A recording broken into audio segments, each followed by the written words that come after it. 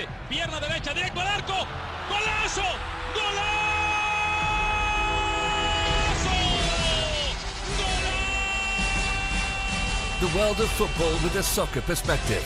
This is Soccer Today with Duane, Rollins and Kevin Laramee, live on the Sports Podcasting Network. Good day, good night, and welcome to Soccer Today for Monday, May 28th, 2018. First of all, happy birthday to Vincent Détouche, color commentator for the Impact game on TVA Sport. Duane, you know what? Vincent has a really nice birthday, really nice day of birth because, well, it was my birthday too. I was going to say, is there not another birthday we should wish everyone a happy birthday for, or have everyone give the chance to wish you a happy birthday now? Was it today or was it yesterday? It was yesterday. It's weird because my birthday always falls on, for auto racing fans out there. And I know people are missing my voice on Formula 1, Scuderia F1. I don't have time right now. After the World Cup, I'll be back talking F1 for sure. But yesterday was like 3 big races. So on my birthday, there's usually a lot of sports. And this weekend, it was the same. But on Saturday, one game made the headlines around the world. The real Super Bowl of soccer, or should we say the Super Bowl is the Champions League final of football. It was Saturday. Yeah, what a game, Duane. Zinedine Zidane and Real Madrid for the 3rd straight year. Champions League final winner. Yeah, and this one I think was the most entertaining of all. I don't know if it's the best game of all. I think probably the first one, the one where they scored in stoppage time to take it away, to grab it away from their crosstown rivals, had a lot more sort of class and quality to the game. But the game on Saturday was just a rocking good time from up top to bottom. Unless you were had a team in the race, a Liverpool fan probably didn't have a lot of fun, but it was a lot of fun as a neutral to watch. You saw them in the stands. They were nervous, scared when Mo Salah got injured. The reaction of the fans in the stands were, yeah, they knew, they're like, oh man, our best player is out now. He's getting subbed off. This is not going to go well. They have a great team. They have Bale on the bench. What a decision. What a decision. You know, we talk about Zinedine Zidane in 2006 when he had butted Materazzi. You know, when you're in a World Cup final and you have to do something, take some balls. And guess what? Zidane's got some balls. Well, you know, yeah, I'm going to keep the same 11 as last year's final. I'll put Bell on the bench.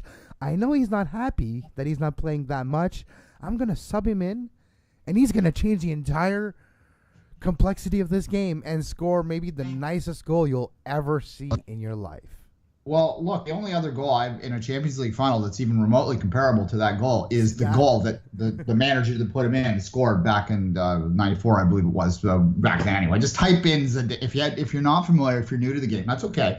If you're new to the game, type in Zidane Champions League final goal, and it will be all over. It's a similar kind of volley from around the same place that, Bale's is overhead, but this is, so you can debate it one way or the other, but what a goal to end a European. I know there was another goal in the game from Bale as well, but that was essentially was the winning goal for the entire season. So I choose to believe that was how the European season ended, with that overhead kick goal, and what a goal it was. Maybe the greatest goal in Champions League history, one of the greatest goals. I think the best goal of this decade. Yeah. I'll go that far right now off the top.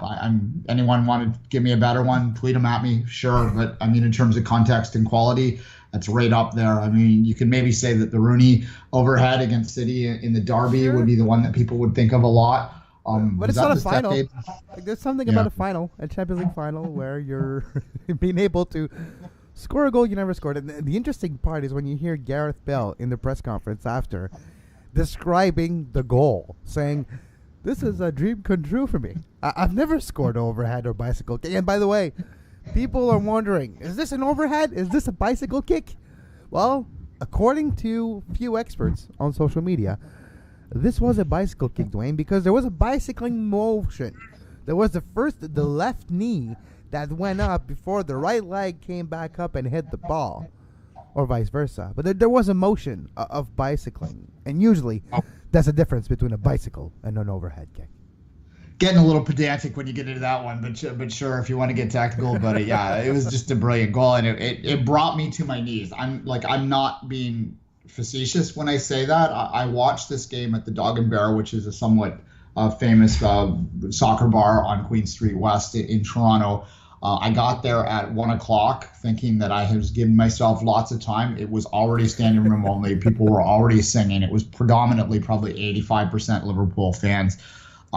So I was stuck in a corner with the friend that was there to watch. And then when it happened, I literally dropped to my knees because it was just the most skillful and surreal goal I'll ever see in a Champions League final. I also dropped to my knees on 2 other occasions in this game, not for skillful reasons, though, for what did I just see reasons. And that's what makes this game to me, like, again, if you're a Liverpool fan, it's terrible because you have this amazing moment of like shock quality that goes in, and you also have I don't know I do know which one's worse. The first goal is inexcusable. The second goal is a mistake that can happen, I think, and it's not, excusable at that level, but I understand it at least. I physically understand how sometimes as a keeper you might have your strength or your concentration, you're looking the other way, something happens and the ball goes through your hands. Like that can happen.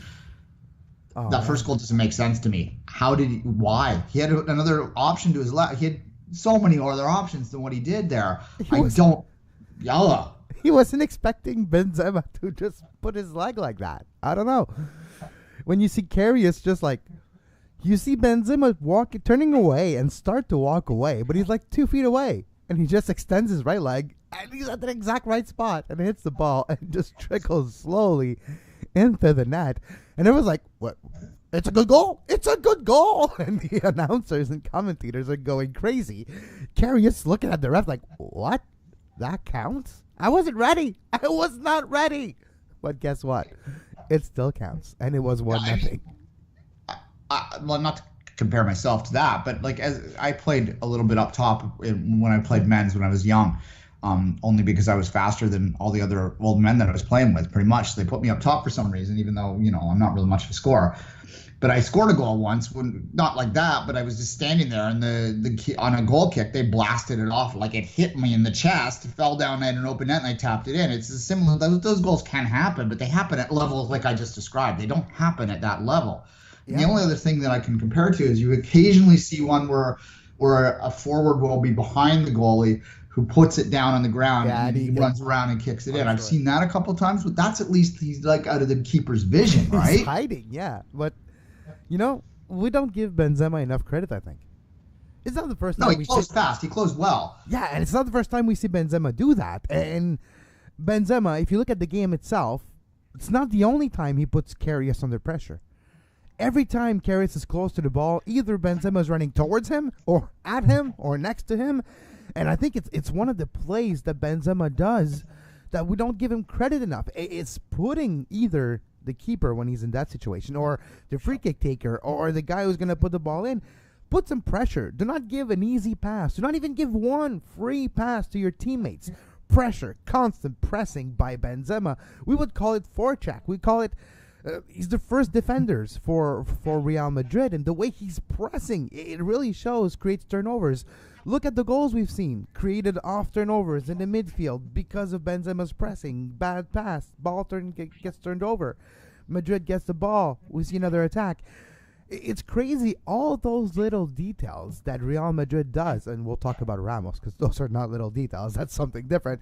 But when you look at Benzema's play, that little pressure that he always puts on the ball carrier, or you look at Bale coming off the bench, and yes, knowing that he's not necessarily going to be there next year, he wants to play every game, but taking advantage of what he's given. He's like, okay, I've got 30 minutes to play here. I'm going to score 2 goals. Why not? I got the opportunity. Those little details, the team sacrifice, and when I mean sacrifice, I'm not necessarily saying Ramos sacrificing Salah's body, but I'm saying the collective is more important than the individual in the small little details, and I was impressed once again by Madrid for the 3rd straight year. And seeing them play live in Chicago last year, there's something about this vintage Madrid team.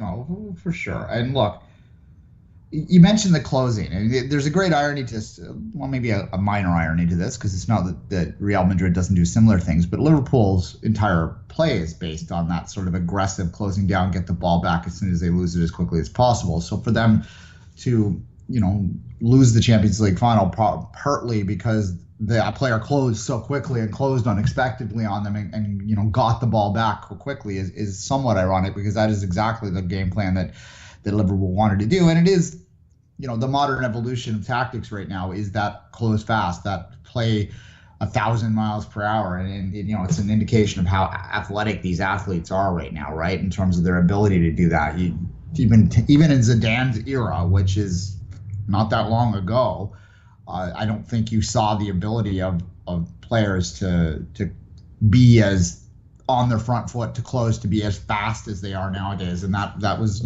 as bad as the keeping error was, and it was a terrible keeping error.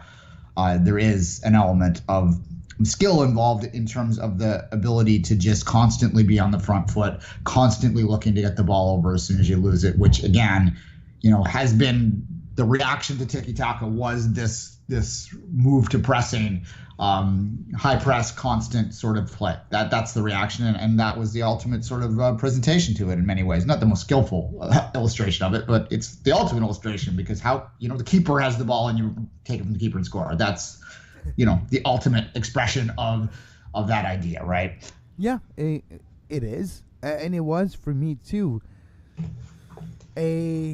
An expression of Zidane's ability as a man manager, not just tactics. And yeah, we talk about Real Madrid's team. There's 18 names. You can put them in a hat, shuffle, throw them on a piece of paper, and be like, okay, that works.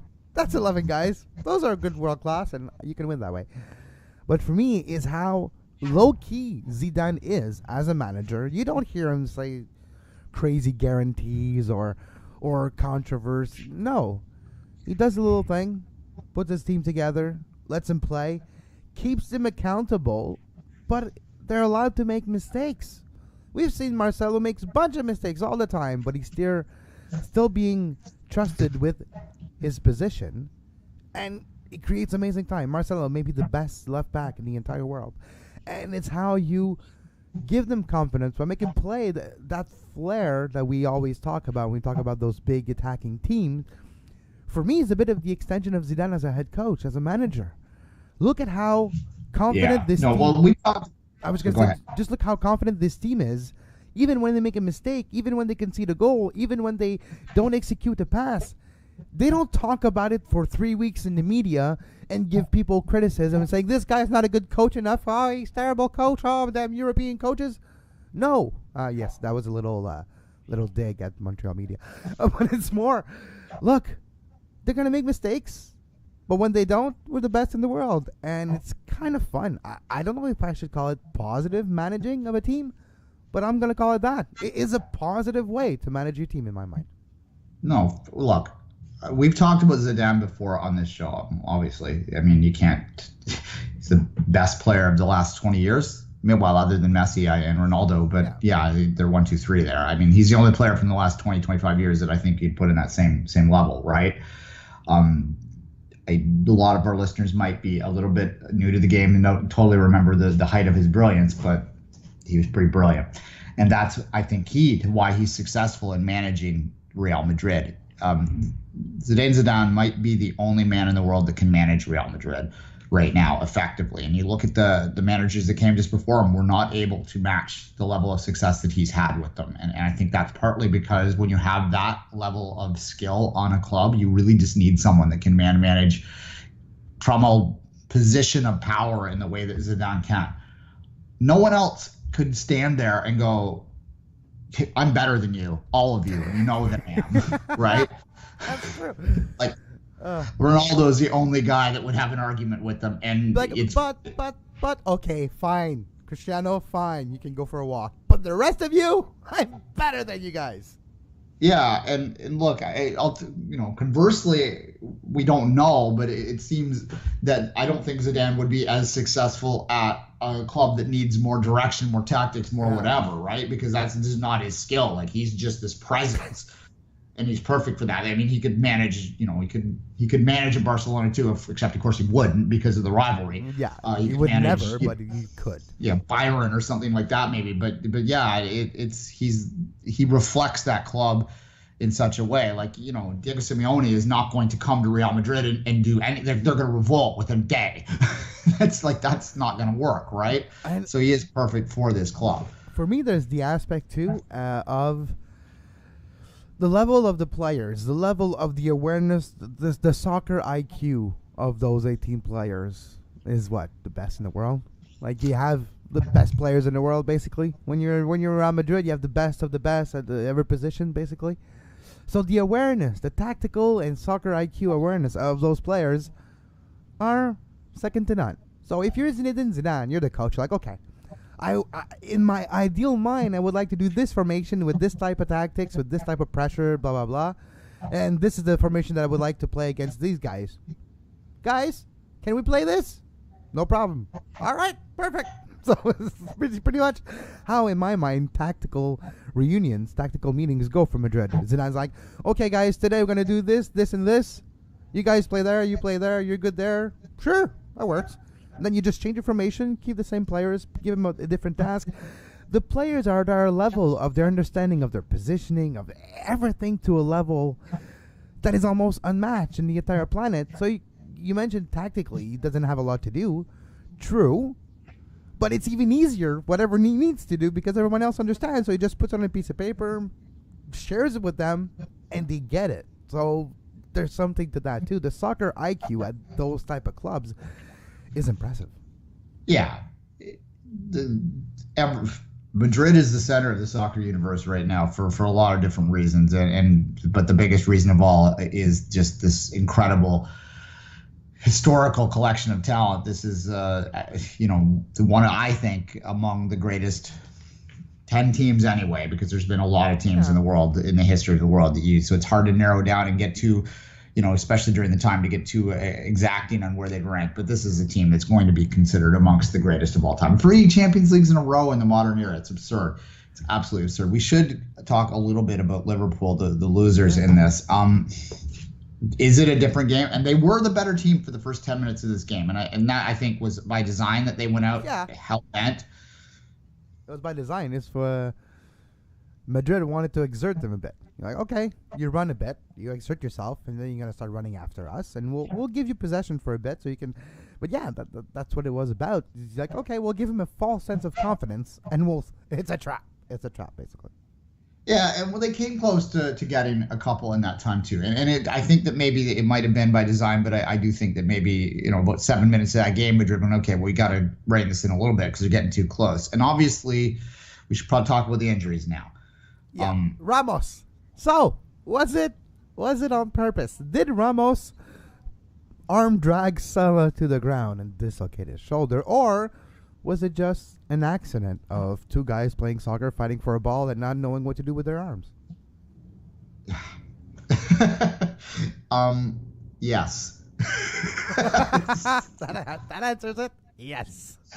Who knows? You're not inside his head. I'm not a complete cynic when it comes to that. I tend to give them a bit of the benefit of the doubt, especially if this was like a group stage game, maybe I think Ramos is a little bit more deliberate in what he's doing there. But I think in a Champions League final that there is a level of intensity that cannot be understood by mortals such as ourselves that allows for things like that happening. And there are injuries that happen in these games all the time, and it's almost because of the speed and the intensity that these games are played at, they're almost inevitable, unfortunately, because the human body can only get pushed so far.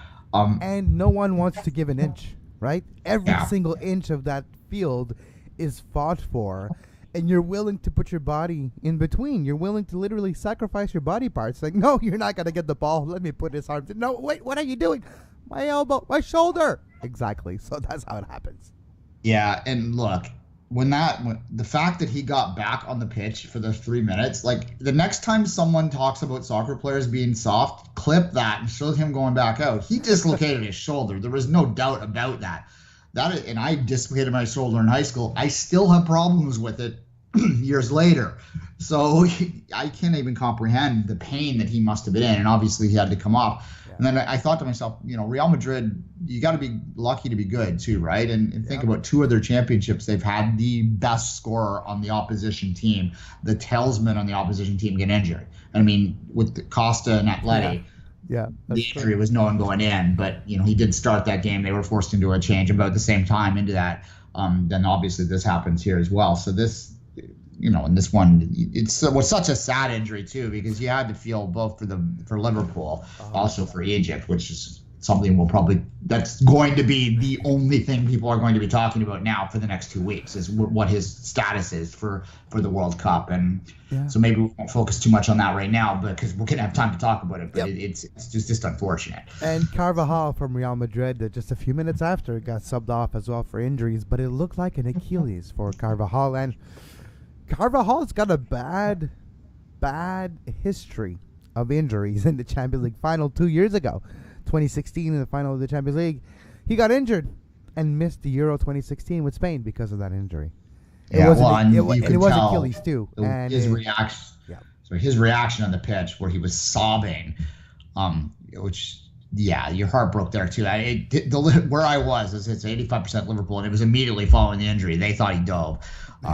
It's like, come on, people, look at the reaction here. He's crying, man. He's like realizing that he couldn't walk. He was carried out. Well, he was held off the pitch. He was trying to walk, but it was only on one foot. You can tell it must have been an Achilles, because he kind of knew right away. And once you had an injury before, when it happens again, you kind of know, right? You've experienced it. You've experienced the looseness of the tendon in the back of your feet. And this is terrible news for Spain, for Carvajal. We'll see. By the way, Mo Salah, as of today, is about 3 weeks on the sideline. So he might miss one game in the World Cup. He might miss the first game of Egypt almost for sure. But come on, he's going to go to Russia. He's going to be on the bench. And he might play the second and third game if need be.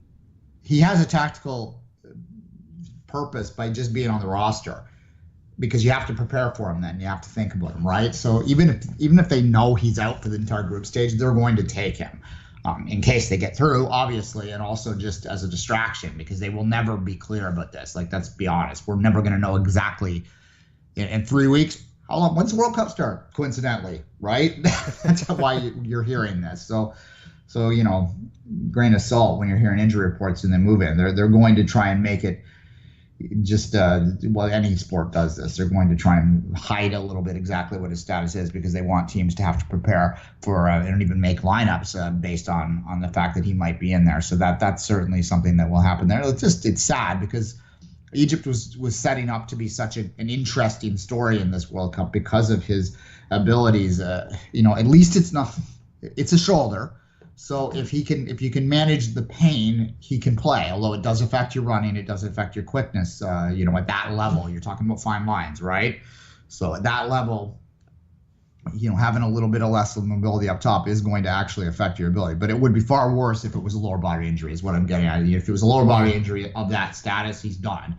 And 3 weeks is it like enough to be able to put like tape on a separated shoulder in a way that it might prevent more trouble? So if you can, 3 weeks, don't like immobilize the shoulder, don't move the shoulder, the arm, anything for 3 weeks. You try to make him not fly too much, even though he was in Ukraine. He's going to have to fly back to Liverpool and company and then go to Egypt and a training camp, whatever.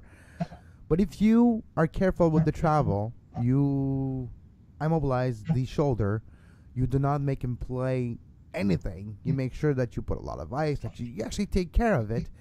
3 weeks is enough that you might be able to get something out of him and be able to get him comfortable enough where he can run and he can play and it won't be too affecting of his game. Yeah, well, and this spins into, I think, maybe the final place that we can look at for this guy. I could probably talk an hour about this game, but we'll cut it off after this. What's this going to mean for Liverpool next year? And I think this is Jurgen Klopp's biggest challenge of his career is coming right now, because that is an absolute devastating loss that they suffered, particularly the way they suffered, and particularly the fact that it was two keeping errors that are the difference. That's long been considered an area that Liverpool needed to improve. It's long been an area that Jurgen Klopp has not prioritized. Exactly. Did you see the image of Klopp like this, looking at both keepers like, why are you both shite? Why are you both shy? I don't know. Well, yeah, and I don't think there's any doubt there will be a keeping change at Liverpool. He can't, no, you just can't. You got it for his. Who would want to go back to that? He can apologize all he wants, but no one's going to ever trust him again. Call Pepe right now. Call Pepe. Hey, Napoli, you remember? You have a keeper we used to love. His flag is still flying at Anfield. Pepe, come back. Yeah, something like that. But it is going to be a major challenge, and also just psychological, the letdown of that, because Real Madrid loses that game to Liverpool. It's historic. Liverpool has a great moment. Real Madrid goes, well, they lick their wounds for 10 minutes and go, okay, well, we'll be back again. Liverpool is not quite as cut and dry. Obviously, Atleti did it, and that was a devastating loss for them, and they got back to another final. But the way they play is a little bit different. I'm not, especially you look at Salah and the injury there too, is. If he's going to force himself into the World Cup if he can, right? And that in turn could make his injury worse.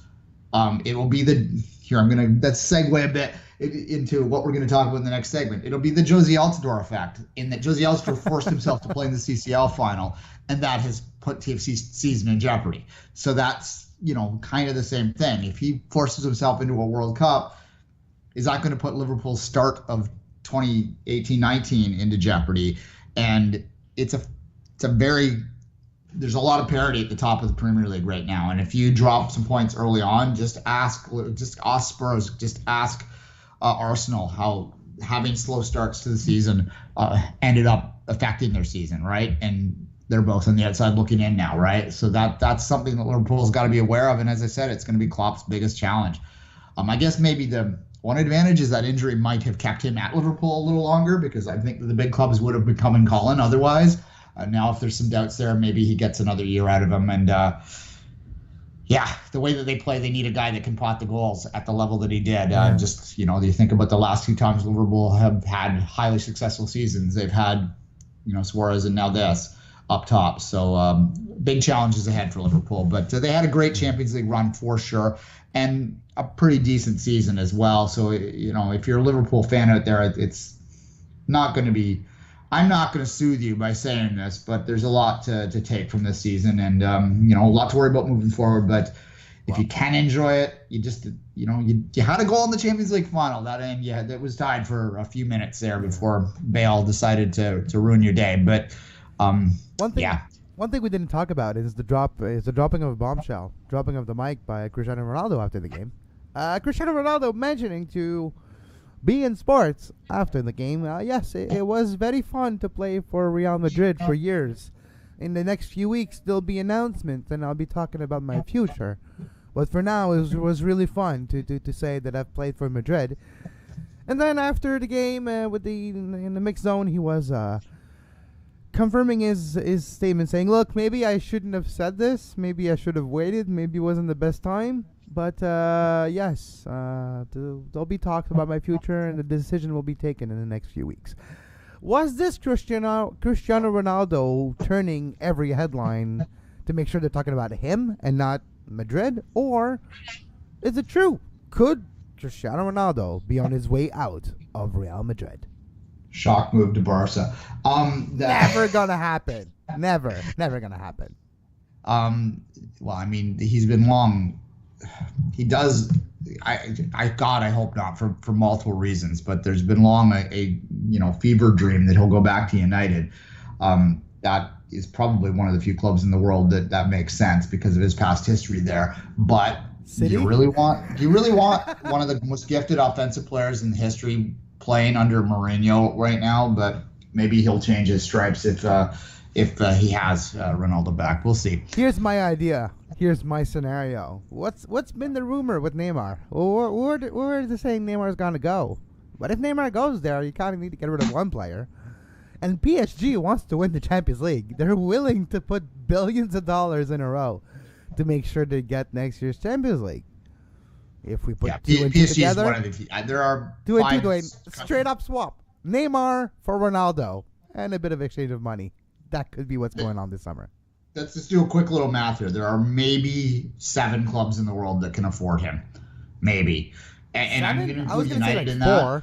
Even though I don't think normally they'd be part of this. That's the type of level that we're talking about. But United, Barcelona, which is off the table. You've got Bayern could afford him probably. PSG obviously could afford him. City could afford him. Who else? Chelsea maybe. Yeah, Chelsea could probably afford him, but I don't think that they're gonna. Even Chelsea doesn't spend at that level. So yeah, there's not a lot of options. PSG makes it. It's either PSG or United, or he's back to Real Madrid. There's my prediction. Yeah, exactly. All right, let's take a quick break. When we come back, we'll talk about the Canadian Review in about 30 seconds, not even.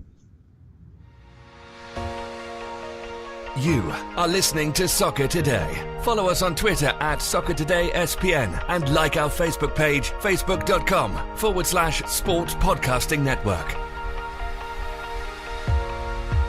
You can find the podcast version of all the shows we do on iTunes, Apple Podcast, Google Play Store, TuneIn Radio, iHeartRadio, and anywhere you get your podcast.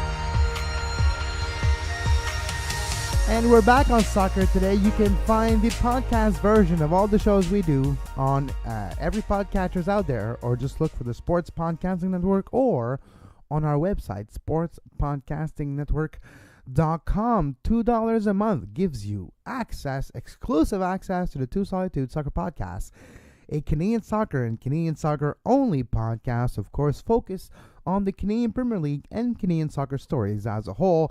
Latest edition of the show, an interview with Steven Sandor and a discussion about Halifax and its Wanderers, which were announced on Friday, are now the first ever professional team in a first league in the Maritimes and in Halifax, and it'll be a fun time at the Wanderers ground. But now, being back with the Canadian Review, it was not a fun time at BMO Field on Friday night. Yeah, it was a strange game. And if you want to listen to my initial sober second thoughts, there is a show out that I produced immediately following that game. So they were sober for the record, but they weren't like long afterthoughts. But it was a pretty angry and frustrated stadium. And I think a lot of the reaction that has followed in the days since has been it's been painted by that frustration more than actual analysis of what's happening. Now, it's unfortunate that it becomes very difficult to have a sort of reflective view of this loss and the Seattle loss. They had 3 straight home games and they lost 2 of them. Well, then they throw the New England game in there as well, so they've lost 3 of the last 4, right? So it's a little difficult to like be reflective on that because the hole is so big right now, and you start to do the math and you start to look at the teams at the top of the East and you go, you know what? Maybe it's not snap your fingers and make the playoffs now. I don't think that that's off the table, because once you get below 4 or 5, once you get below 5 in the East, those top 5 are going to be hard to catch, but that 6th place is still up for grabs. But then you're talking about going into the playoffs as the number 6 seed. You're going to have to win that road game off of the hop with less than a week's rest. I suspect that, TFC, if they were to turn it around and do something like that, would be a pretty terrifying 6th seed for the 3rd seed. But nonetheless, it would be not something ideal for either side involved in that game. And they had, do I have the stats in front of me? I do have the stats right here by happenstance. So let me just have a quick look at them. 23 shots on target, or 23 shots towards goal, which is generally what you do. 9 of them were on target. You have 13 of those shots. 13 of the 23 shots were from inside the box. Those are quality chances. Gonzalez made 3 or 4 point-blank saves, including the penalty. We'll probably talk about the penalty in a minute. But this was the best performance of a goalkeeper I've seen in a long time. It reminded me of Andre Blake last year for Philadelphia early in the season. He literally stole the game for Dallas, stopped 4 goals point-blank, no problem. Yeah, but the points are gone. What do I say all the time on this show? And we should get T-shirts made up that say this. You can points on the board or points on the pocket. Yeah, and points off the board or points out of the pocket is the opposite of that, and that is TFC's problem right now. If you had gotten a few more points early on in the season, you can throw your hands up and go, Gonzalez stole the game. What are you going to do? And move on to the next one. Now it's Gonzalez stole the game. Oh my God, what are you going to do? It's a difference, and that tone is the difference in TFC's season right now.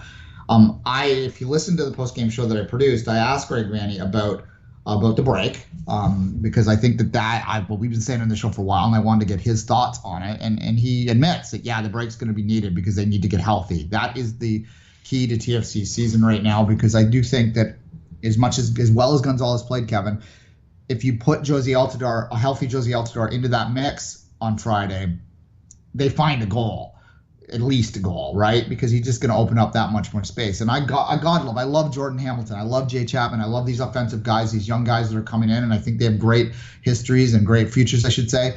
There's a lot of people out there that want to burn the whole place down. And, I got tweets about Jordan Hamilton being a Canadian Premier League draft pick next year. No, they're not doing that. That's not where he's at. But he's not also Josie Altidore yet either, right? So they just need to get healthy.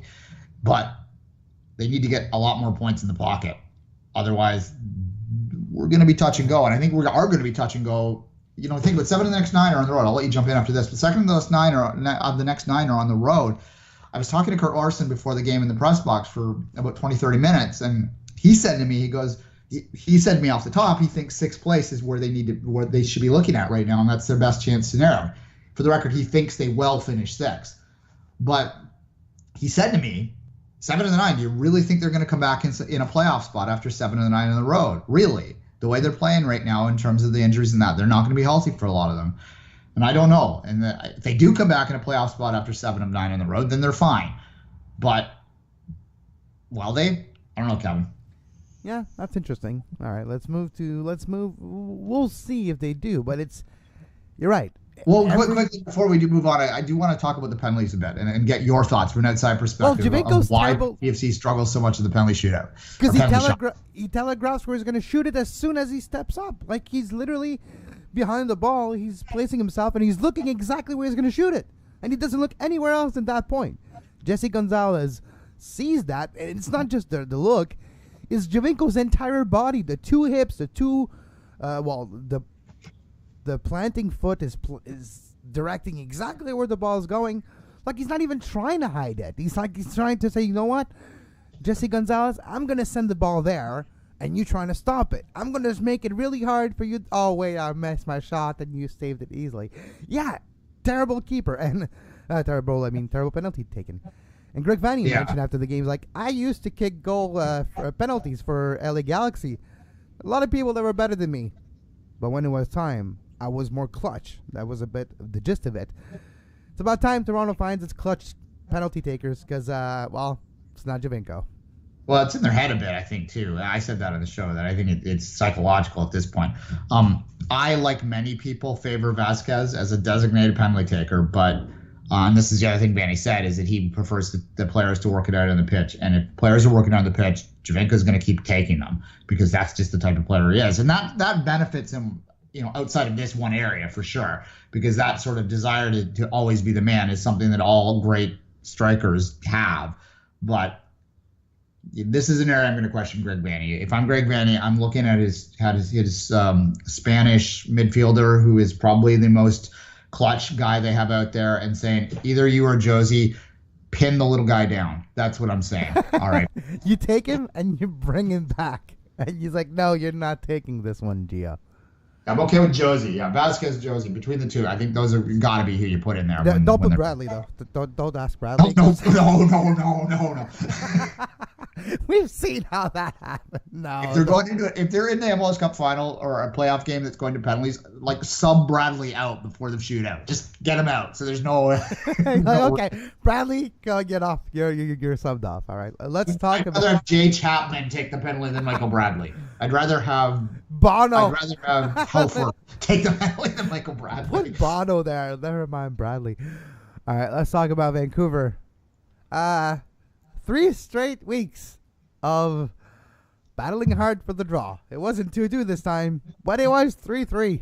And for the 3rd straight week, Vancouver battles hard late in the game to get a point, to salvage a point off a game where they were trailing. 3 times in a row. I guess I'm expecting now Vancouver to come back and score a goal, a late equalizer. I guess the Goonies moved to Canada. The difference is the Goonies were getting 3 points with those late goals instead of 1 point with those late goals. Are the Whitecaps trying to be, go for that infamous 34-game unbeaten streak, miss the playoffs with 34 points kind of season? Is that what they want here? That could be hilarious, but 3 goals. Like, look at the last 3 games for the Whitecaps. They scored 7 goals They And they've allowed conceded 7 goals. 7. But they scored 7 goals, and yeah, I don't know. It was. I saw the game a bit from full, glass half empty. Yeah, no, they got to get the defense straightened out. They figured the forward. Maybe this is the problem, and maybe therein lies in the issue you're talking about here, is that they were struggling getting anything going forward. So clearly they made some adjustments to get more offense in their games. But what has happened is that it's like you open up one tap, the other tap closes, right? Like that's what's happening or something. They've got to get some balance in this. It's this team that they're either terrible forward or terrible at the back. There's no happy medium here. Yeah, speaking of no happy mediums, all right, let's move to Montreal and let's move to another defeat. 8 out of 11. A defeat out of 11 games. 7 of the last 8 games were lost by the Montreal Impact. And yeah, a lot of people are blaming the coach. A lot of people are blaming the owner. A lot of people are blaming the deciders who signed contracts, who signed the bad contracts, who signed like $800,000 for Matteo Mancosu, who can barely play a game. Yeah, it's going to be an interesting. What is it now? May 28th. Yeah, it's going to be a long way till November.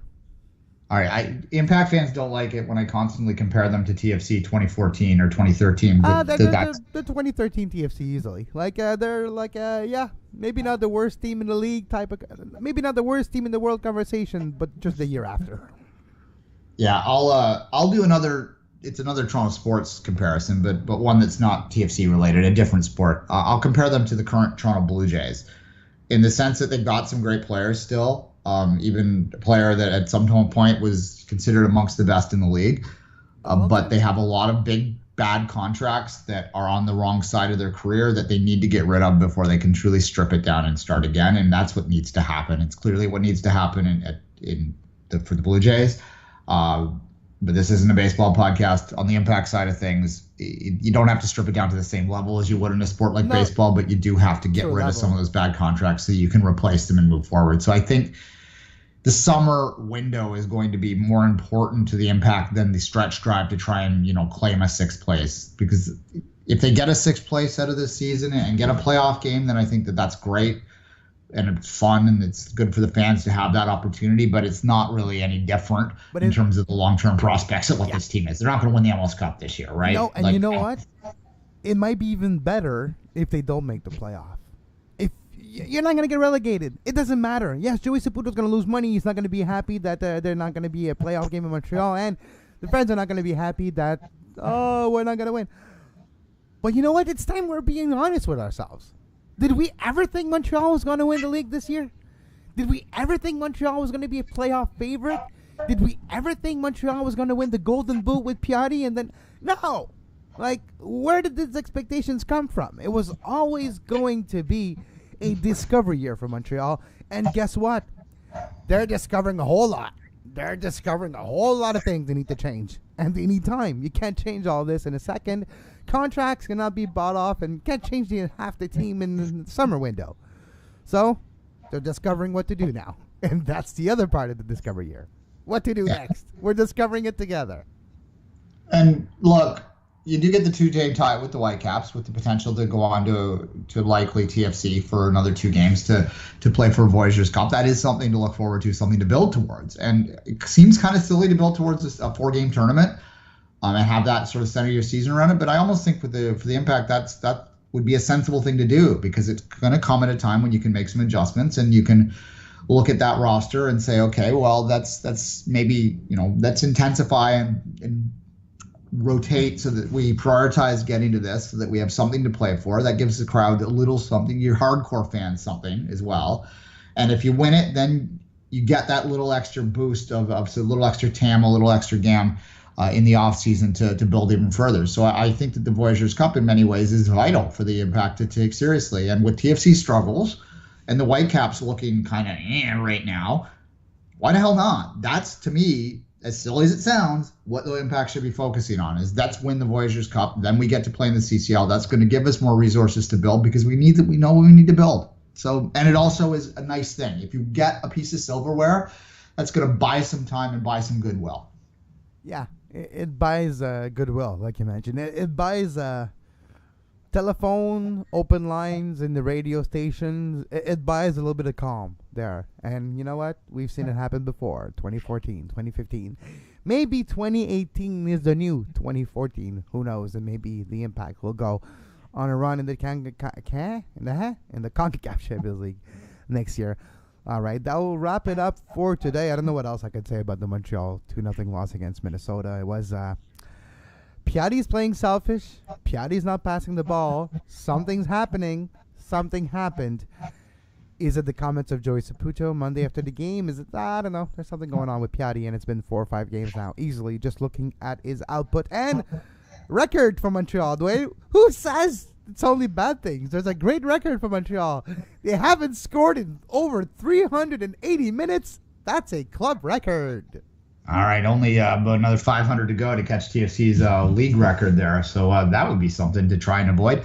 Yeah, Kevin, I'm going to leave here. I'm going to go vote today in the Ontario elections. If you're an Ontario listener, you have the early polls. Go out there and make sure you exercise your franchise in the next week or so, or on election day on June 7th, regardless of what party you choose. That's not what that's about, but that's what I'm going to do this afternoon. And then I'm going to watch a hockey game tonight, and hopefully I don't die from stress.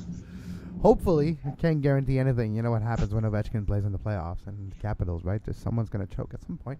We'll see. We'll see tonight. This is game 1 of the Stanley Cup Finals. But this is a soccer show, and as always, you can follow Duane on Twitter at 24th Minute and myself at Kev Laramee. Thanks to all our Patreons. You can give us a support financially at patreon.com/sportspodcasting network. A pledge of $2 a month and over will give you access to the Two Solitude Soccer Podcast, and soon you will have advertisement on the network on shows like this one, on Soccer Today, our flagship shows. We're just working on how to make it work, but there's going to be ads before and after every show. But there's going to be an option for you to have your shows ad-free as well. And we'll have all the detail on patreon.com/sportspodcasting network. We're figuring out the price point, but there will be a price point per month. You give and you have no more ads for all the podcasts that you love. And as always, until next time, for Duane Rollins, I'm Kevin Laramee, and have a great soccer. You can find the podcast version of all the shows we do on iTunes, Apple Podcast, Google Play Store, TuneIn Radio, iHeartRadio, and anywhere you get your podcast.